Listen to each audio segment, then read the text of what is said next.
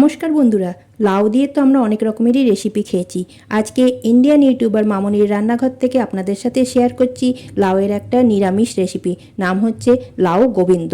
তার জন্য দেখুন এখানে একটি লাউ নিয়েছি, লাউটাকে ভালো করে ধুয়ে নিয়েছি। ধুয়ে নেওয়ার পর এরকম লম্বা লম্বা করে কেটে নিয়েছি। আর তার সাথে নিয়েছি গোবিন্দভোগ চাল। এই রান্নাটার নাম হচ্ছে লাউ গোবিন্দ, সেই জন্য এখানে আপনারা গোবিন্দভোগ চালেরই ইউজ করবেন। তাহলে চলুন ইন্ডিয়ান ইউটিউবার মামনির রান্নাঘরে আপনাদেরকে আমি নিয়ে চলি। প্রথমে দেখুন এখানে আমি একটা ফ্রাই প্যান বসিয়ে দিয়েছি। এবার ফ্রাই প্যানের মধ্যে দিয়ে দিচ্ছি সর্ষের তেল। এবারে ফোড়নে দিচ্ছি গোটা জিরে, একটা শুকনো লঙ্কা, আর দিচ্ছি আদা বাটা। এগুলো দিয়ে ভালো করে একটু নেড়ে চেড়ে ভেজে নিচ্ছি। ভাজা হয়ে গেছে, এখন আমি দিয়ে দেব এই কেটে রাখা লাউটাকে। লাউটাকে প্রথমে আমি ধুয়ে নিয়েছিলাম, ধোয়ার পর কেটেছি।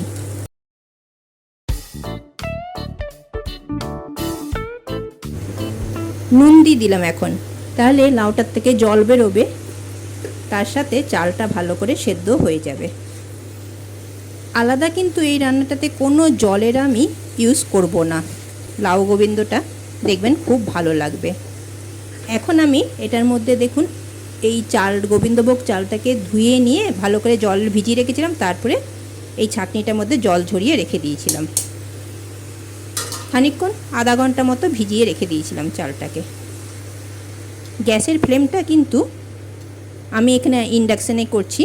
ইন্ডাকশানের ফ্লেমটা আমাকে একদম লো করে দিতে হবে। আপনারা যারা যেটাতে করবেন, গ্যাসে করলেন গ্যাসের ফ্লেমটাকে লো করে দেবেন। একদম লো করেই কিন্তু এটা রান্নাটা করব। এবার এটার মধ্যে আমি দিয়ে দেবো হলুদ আর একটু জিরের গুঁড়ো। হলুদ দিলাম, আর দিলাম একটু, বেশি নয়, খুব সামান্য পরিমাণ, মানে 1 চামচ মতো আমি জিরের গুঁড়ো দিয়ে দিলাম।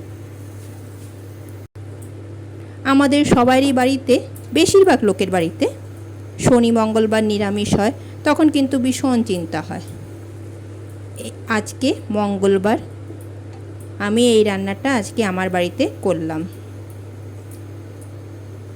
এই রান্নাটা কিন্তু আমি আগেও করেছিলাম, খুব ভালো হয়েছিল বলে ভাবলাম যে আপনাদের সাথেও একটু শেয়ার করা যাক।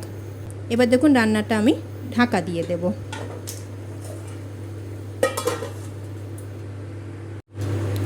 ঢাকাটা খুলে একটু পরে আবার এলাম দেখতে। দেখুন জল কিন্তু অনেকটাই বেরিয়েছে। আর দেখুন এখানে আমি 3টে কাঁচা লঙ্কাকে চিড়ে কেটে দিয়ে দিলাম। জল বেরোচ্ছে।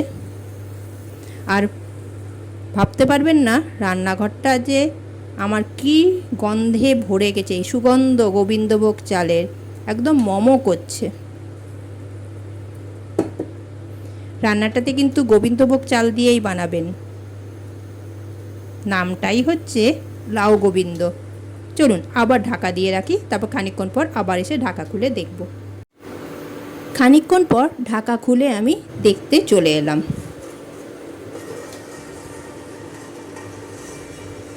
দেখুন খুব সুন্দর মতো কিন্তু আরও অনেক জল বেরিয়েছে। আর লাউটাও কিন্তু যতটা আমি দিয়েছিলাম তার থেকে নরম হয়ে অনেকটাই কমে এসছে। এখন আমি এটার মধ্যে দিচ্ছি দেখুন মটরশুঁটি।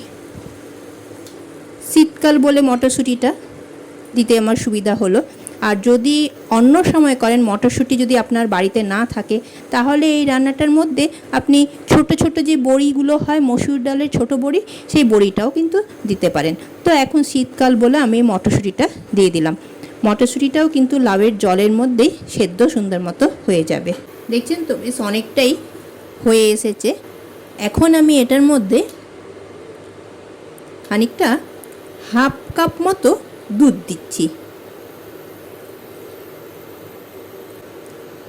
এরপর দিয়ে দিলাম একটু চিনি টেস্টের ব্যালেন্সটার জন্য।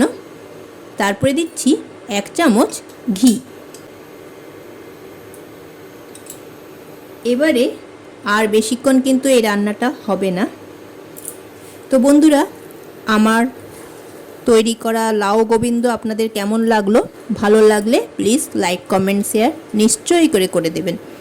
আর যারা আমার সাথে রয়েছেন তাদেরকে আমি অনেক অনেক ধন্যবাদ জানাচ্ছি।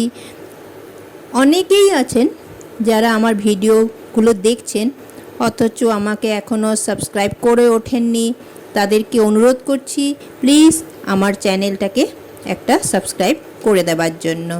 এই রকম অনেক নিরামিষ রান্না আমার এই চ্যানেলের মধ্যে আছে, প্লিজ আপনারা দেখবেন, ভালো লাগলে আপনারাও বানাবেন।